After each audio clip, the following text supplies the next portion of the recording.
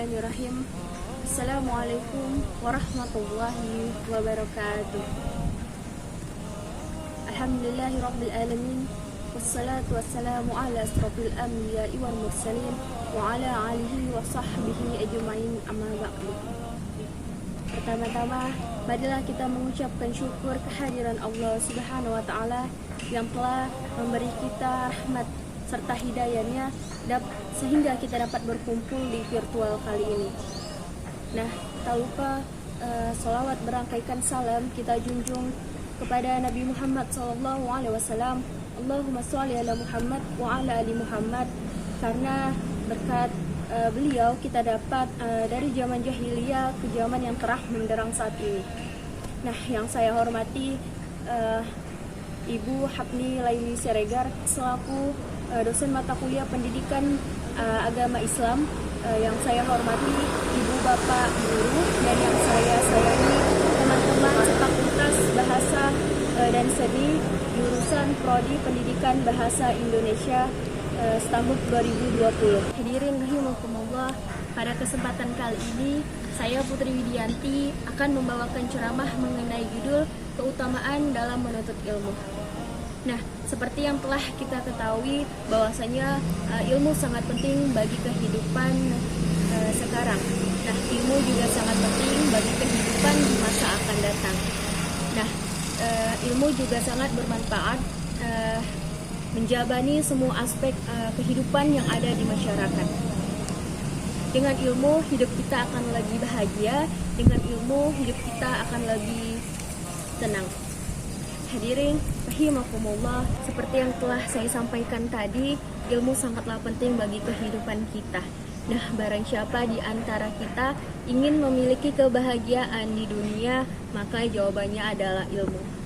Nah, untuk kebahagiaan dunia dan akhirat, maka pastinya jawabannya adalah ilmu.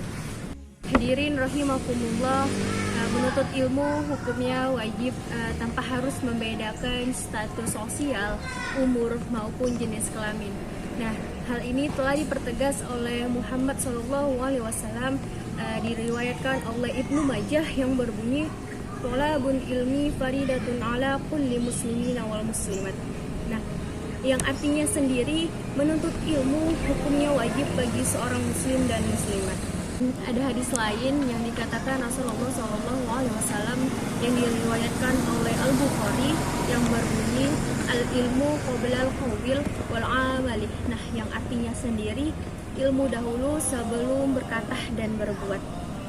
Nah, ilmu juga merupakan makanan pokok bagi jiwa, yang karenanya jika jiwa tidak diberi ilmu sendiri, maka jiwa tersebut dan jasadnya tidak akan memiliki peradaban atau bisa kita bilang tidak ada bernyawa. Nah, Islam telah mewajibkan seorang muslim dan muslimah wajib menuntut ilmu, karena ilmu bisa menghidupkan aspek seluruh kehidupan yang ada di muka bumi ini. Hadirin rahimakumullah, sudah saya jelaskan dua hadis mengenai keutamaan menuntut ilmu, dan Allah juga mempertegas dalam Quran surah Al-Mujadalah ayat 11 di mana berbunyi, "A'udzubillahi minasyaitonirrajim. Bismillahirrahmanirrahim. Yarfa'illahu alladzina amanu minkum walladzina utul ilman darajat." Nah, yang artinya sendiri Allah akan meninggikan orang-orang yang beriman dan di antara kalian, dan orang-orang diberi ilmu beberapa darajat. Nah, pada ayat ini Allah telah mengisyaratkan kepada kita tentang keutamaan menuntut ilmu. Nah, ilmu sendiri dapat mengangkat derajatnya seseorang yang mempunyai ilmu pengetahuan dunia dan akhirat. Hadirin rahimakumullah, di sini saya akan menjelaskan beberapa adab menuntut ilmu, di antaranya pertama, niat.